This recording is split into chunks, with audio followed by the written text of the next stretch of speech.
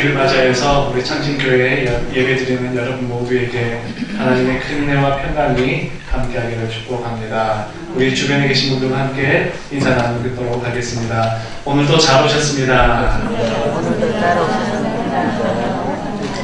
네, 오늘 종료주일 예배 가운데 큰 은혜 함께 누릴 수 있으면 좋겠습니다. 오늘은 종려주일입니다. 예수님께서 십자가를 지시기 위해 예루살렘에 입성하신 그런 날이죠. 예수님께서는 3년의 공생의 기간 동안 여러 지역을 다니셨습니다.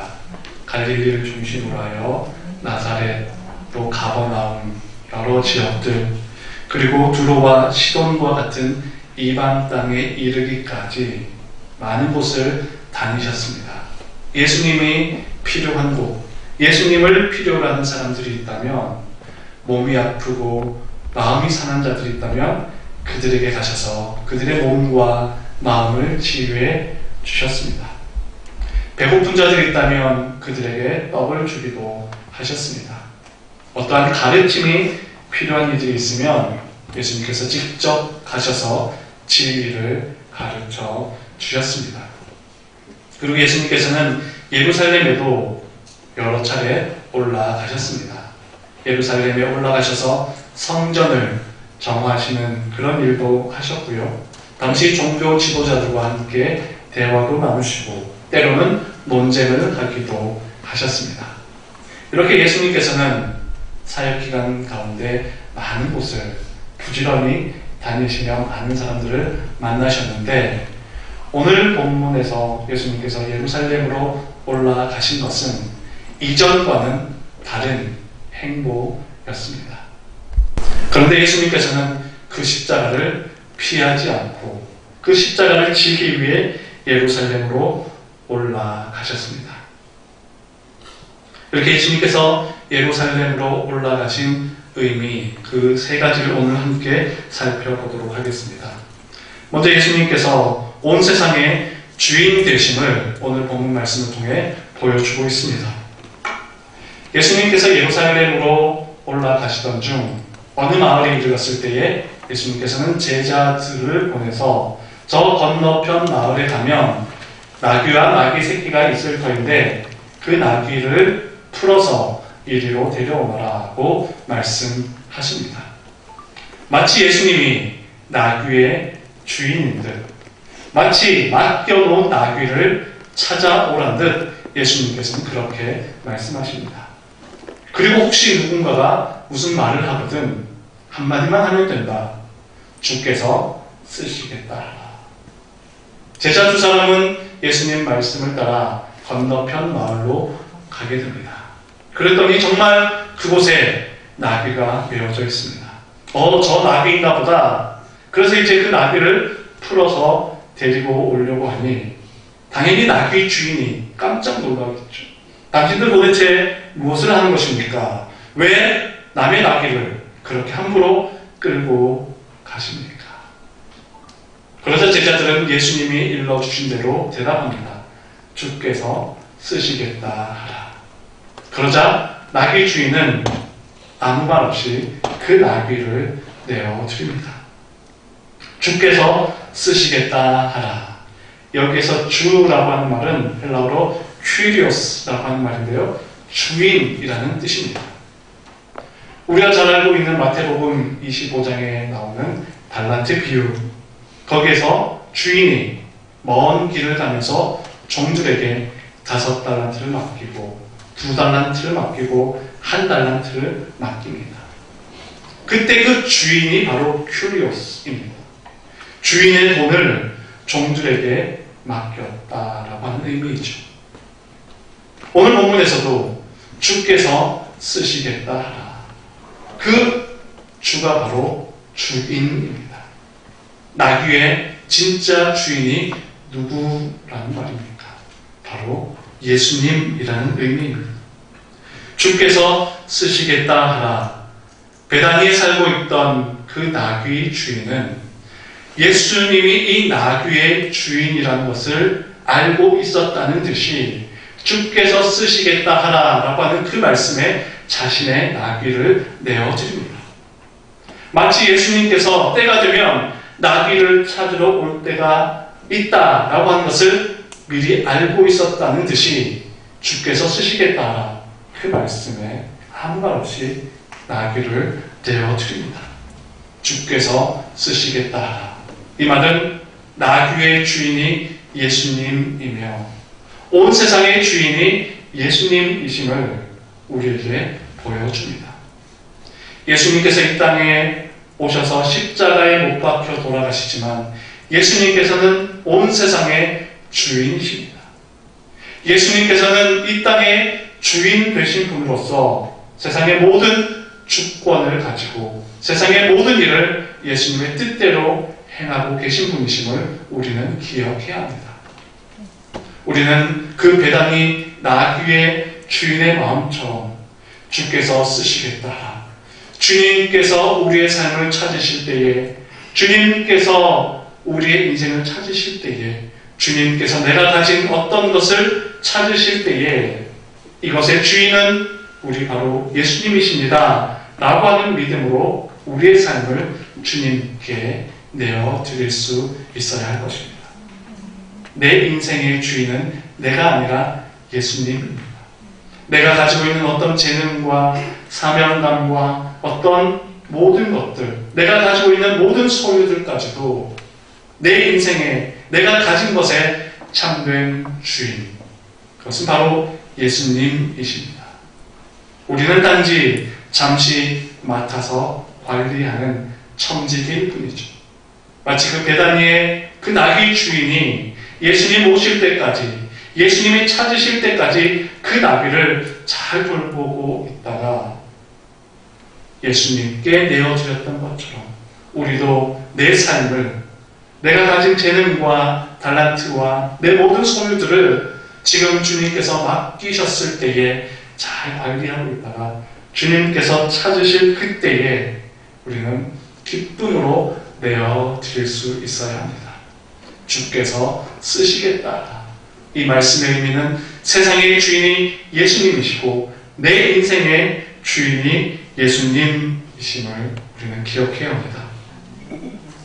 두 번째, 예수님이 십자가를 지시는 과정은 바로 예언의 성취였습니다. 나귀를 데리고 오라 한 동네가 오늘 본문을 보게 되면 예루살렘에서 가까운 감람산 벳바게라고 나옵니다. 그런데 감람산 벳바게를 예수님께서 지금 도착하신 것은 예루살렘으로 가는 많은 길들 중에 우연히 이곳을 들른 것이 아닙니다. 많은 동네들 중에 그냥 나귀가 많아 보이고 그냥 편히 쉴 수 있을 것 같아 보이는 그 동네에 우연히 들른 것이 결코 아니었습니다. 예수님께서 이 땅에 오시기 전 무려 500여 년 전에 스가랴 선지자가 활동하면서 말씀합니다. 이 땅을 통치할 메시아가 오게 될 터인데 그 여호와의 발이, 그 통치자의 발이 예루살렘 앞 감람산에 서게 될 것이다 말씀하셨습니다. 스가랴 14장 4절 말씀에서 스가랴 선지자는 앞으로 수백 년 후에 이 땅을 통치하고 이 땅의 참된 주인이신 메시아가 오게 될 때에 그때 바로 예루살렘 앞 감람산에 서게 될 것을 스가랴 선지자가 예언했던 것이죠. 예수님이 지금 이 동네에 이른 것은 지나가다가 우연히 들른 것이 아니라 바로 이 스가랴 선지자의 예언을 따라 하나님께서 미리 정해놓으신 그 길을 따라 이 길에 서게 된 것입니다. 그리고 예수님께서는 이제 감람산 벳바게로 오셔서 제자들이 끌고 온 그 나귀를 타고 예루살렘으로 들어가십니다. 나귀를 타고 성 안으로 들어가는 이 모습은 보통 왕이나 군대의 장군들이 전쟁에서 승리하고 돌아올 때 그 모습을 연상케 합니다. 왕이나 장군들이 큰 전쟁에서 이기고 나서 성 안으로 들어올 때는 멋지고 아주 화려한 백마를 탑니다. 그리고 멋진 황금마차를 타고 성 안으로 들어옵니다. 그 모습을 보면서 수많은 사람들이 그 왕을 칭송하고 그 장군을 칭송합니다. 멋진 백마를 타고 아름다운 그 황금마차를 탄 그 왕과 장군의 모습 얼마나 멋있겠습니까? 그 말을 타는 것 자체가 성공이었고 황금마차 자체가 승리를 상징하는 것이었습니다. 그런데 예수님께서는 그런 멋진 말을 탄 것도 아니고 아름다운 황금마차를 탄 것도 아니며 당시 짐을 옮기거나 수레를 끌 때 썼던 나귀, 그것도 나귀 새끼를 타셨습니다. 그 나귀 새끼는 한 번도 멍에도 메어보지 않았고 사람도 타지 않았습니다. 그만큼 어린 나귀였다는 것이죠. 어린 나귀였기 때문에 높이도 낮았을 것입니다. 예수님이 타셨을 때 어쩌면 예수님의 발이 바닥에 끌릴 수도 있었습니다. 멍에를 메어보지 않았기 때문에 누군가가 위에 올라탄다는 것은 그 나귀가 굉장히 불안해할 수도 있습니다. 많은 사람들이 몰려와서 환호할 때에 사람을 한 번도 태워보지 않았던 그 나귀가 깜짝 놀랄 수도 있는 그런 상황입니다. 그렇게 불안해 보이고 어색해 보이고 나귀 새끼를 타셨던 그 예수님의 모습이 어쩌면 사람들이 볼 때는 우스꽝스러운 그런 모습일 수도 있었습니다. 그런데 예수님께서 이렇게 어린 나귀를 타신 것 역시 바로 스가랴 선지자의 예언이 있었습니다. 스가랴 9장 9절 말씀을 보게 되면 내 왕이 임하시나니 그는 겸손하여서 나귀를 타시나니 나귀의 작은 것 곧 나귀 새끼니라. 그냥 나귀도 아니고 나귀 중에 가장 작고 가장 어린 그 나귀 새끼를 탈 것을 스가랴 선지자가 예언하셨습니다. 결국 예수님께서 이렇게 십자가를 지시고 예루살렘으로 올라가신 모든 과정들은 스가랴 선지자의 예언을 따른 결과였습니다. 다시 말하면 하나님께서 미리 정해놓으시고 하나님의 섭리와 하나님의 계획 속에 예수님께서 십자가를 지셨다라고 하는 것을 우리에게 보여줍니다. 예수님께서 십자가를 지신 것은 종교 지도자들과의 싸움에서 패배했기 때문도 아니에요. 예수님의 무능 때문도 아니었습니다. 사람들의 말처럼 예수님이 죄를 지었기 때문은 더더욱 아닙니다. 모든 것이 하나님의 계획과 섭리 속에 예수님께서 십자가를 지셨다라고 하는 것을 오늘 본문은 우리에게 보여줍니다. 그리고 예수님이 나귀를 타셨다는 것에 대한 또 한 가지 의미, 그것은 바로 겸손입니다. 예수님의 생애를 살펴보면 겸손과 직결되는 여러 가지 중요한 도구들이 있습니다. 바로 구유. 예수님이 태어나실 때에 바로 마구간 구유에서 태어나셨죠. 그리고 오늘 본문에 나타나고 있는 나귀. 예수님이 예루살렘으로 들어가실 때 어린 나귀를 타셨습니다. 그리고 십자가. 예수님께서 십자가를 지셨다라고 하는 것은 세상 가장 낮은 곳까지 내려가셨다라고 하는 것을 의미합니다.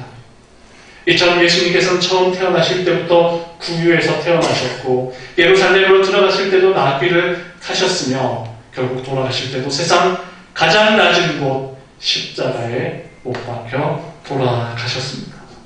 이 모든 것은 예수님의 겸손을 의미합니다.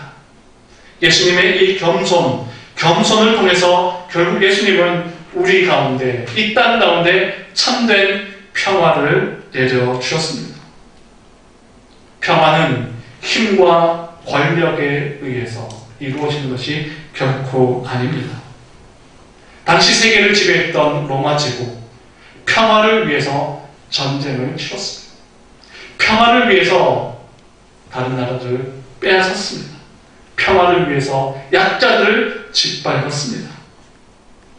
절대 군주의 힘과 칼과 창을 앞세워 평화를 이루어 가려 했던 그것이 어찌 평화가 될 수 있겠습니까? 겉으로 볼 때는 평화처럼 보여지지만 그 평화 속에 억눌리했던 수많은 사람들의 고통과 신음이 있었습니다.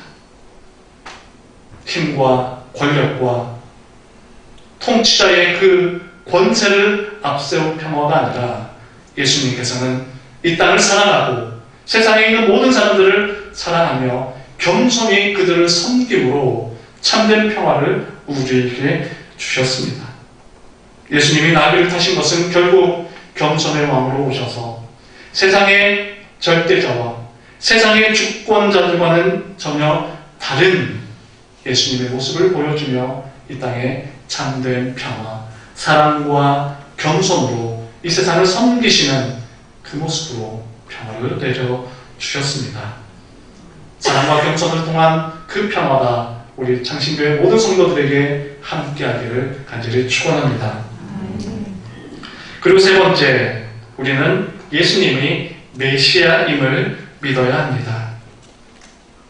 예수님께서 예루살렘으로 입성하실 때에 많은 무리들이 예수님 입성을 지켜보기 위해 모여들었습니다. 여기서 무리라고 하는 말은 최상급으로 표현하고 있습니다.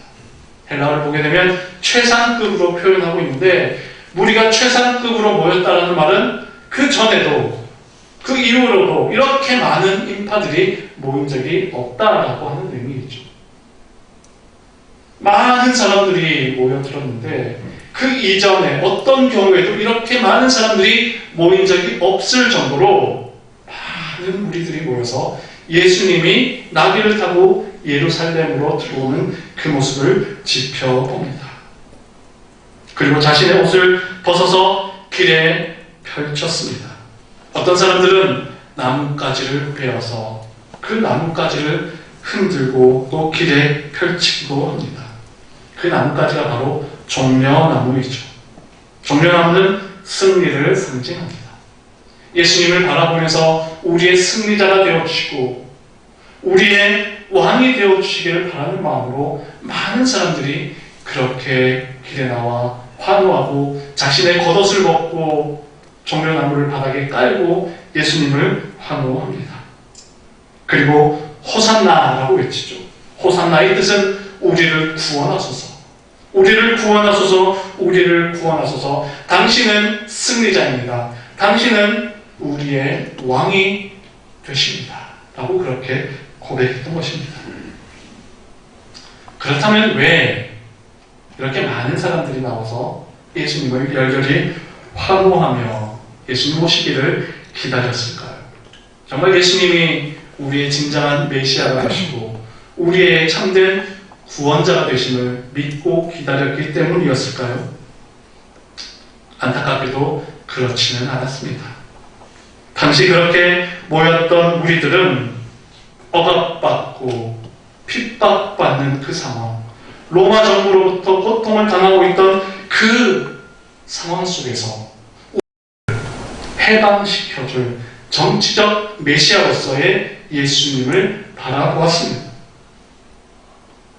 배고픈 자들에게 저렇게 많은 떡을 먹여주실 수 있는 저 능력이라면 앞으로 우리가 배고플 일은 없겠다.